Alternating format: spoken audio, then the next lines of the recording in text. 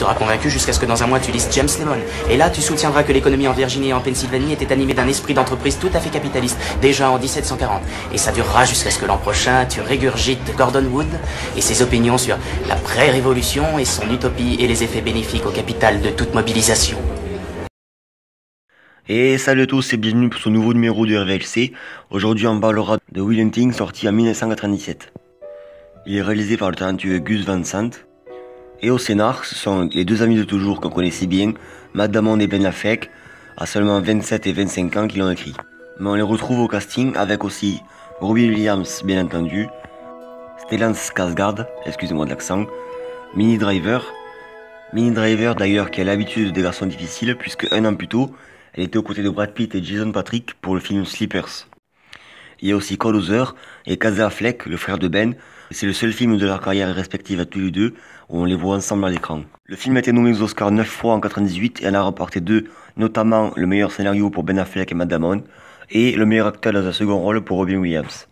À la suite de ça, Matt et Ben sont devenus de véritables stars pour leur jeu d'acteurs respectifs et aussi pour la qualité de leur scénario. Le film a été un énorme succès commercial puisqu'il a coûté 10 millions de dollars et qu'il en a rapporté, attention, 225 933 465, ce qui fait grosso merdo un bénéfice de 215 millions.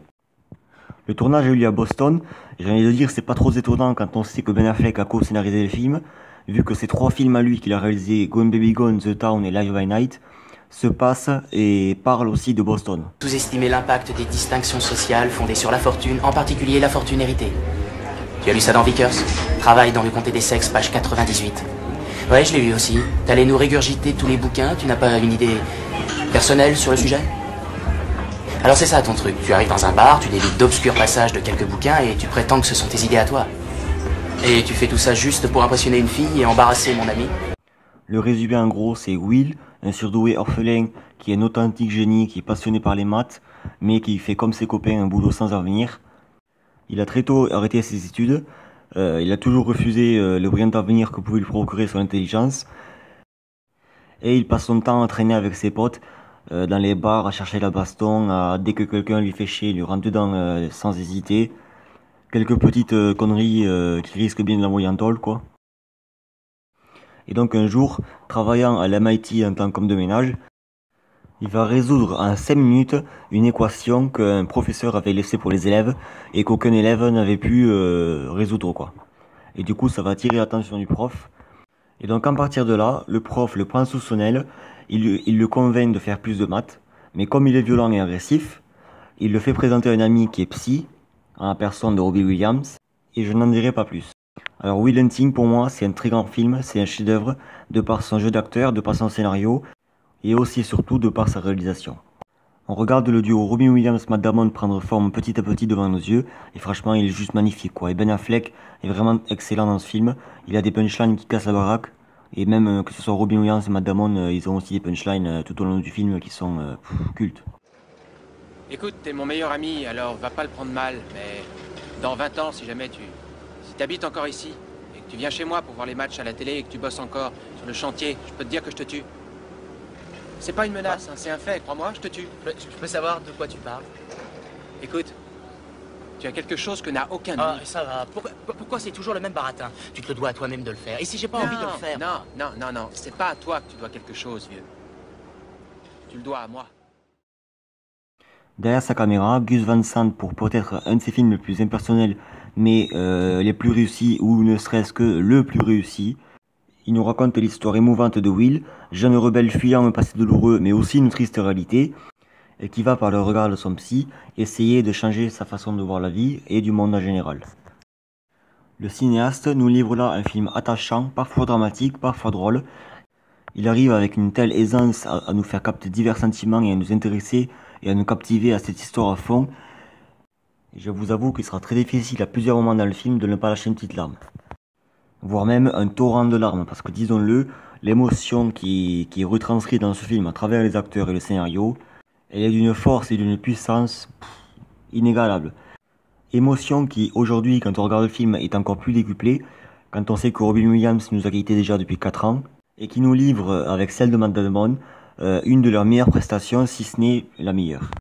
Et l'Oscar du meilleur acteur dans un second rôle en 98 pour Robin Williams et l'Oscar du meilleur scénario original pour Ben Affleck et Matt Damon.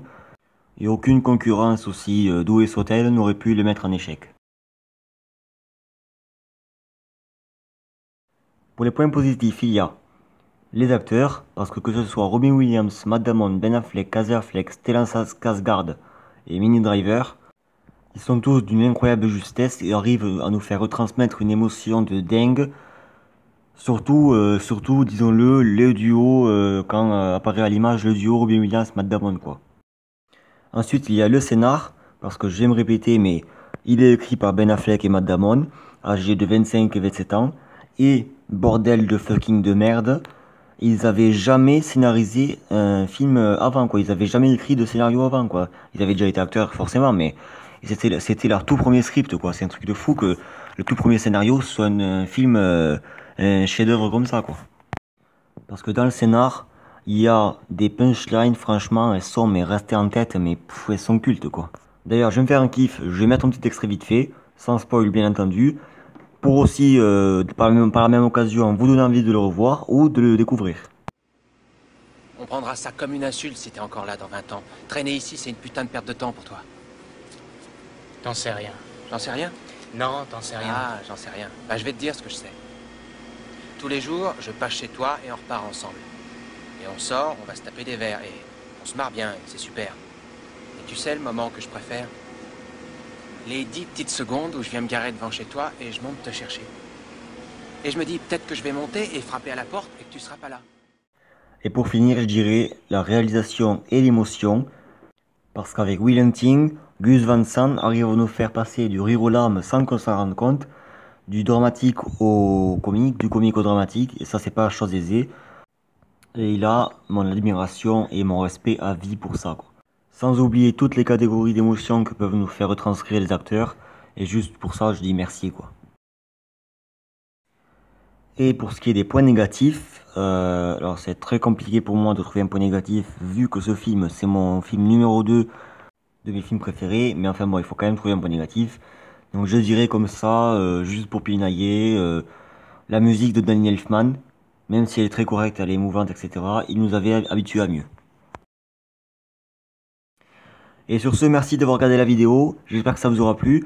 N'hésitez pas à me dire ce que vous en avez pensé dans les commentaires. N'hésitez pas à liker et partager si vous avez aimé, ça fait plaisir et c'est gratuit. Et sur ce, je vous dis à très vite pour une prochaine vidéo. Salut, ciao! Toute vie dans l'Atlantique Nord. Alors là, mon pote est chômeur, il peut pas se payer de voiture et c'est à pied qu'il se cherche des jobs. Ce qui est pas marrant parce que le shrapnel qu'il a eu dans le cul lui a filé des hémorroïdes. Et puis en plus, il crève de faim parce qu'à la soupe populaire, on lui propose comme plat du jour de la morue de l'Atlantique Nord avec de l'huile de moteur. Alors qu'est-ce que j'en pense? Je vais attendre une offre meilleure. Je me dis, putain, je ferais peut-être aussi bien de descendre mon pote.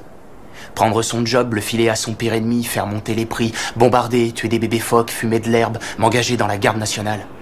Et puis je serais peut-être élu président.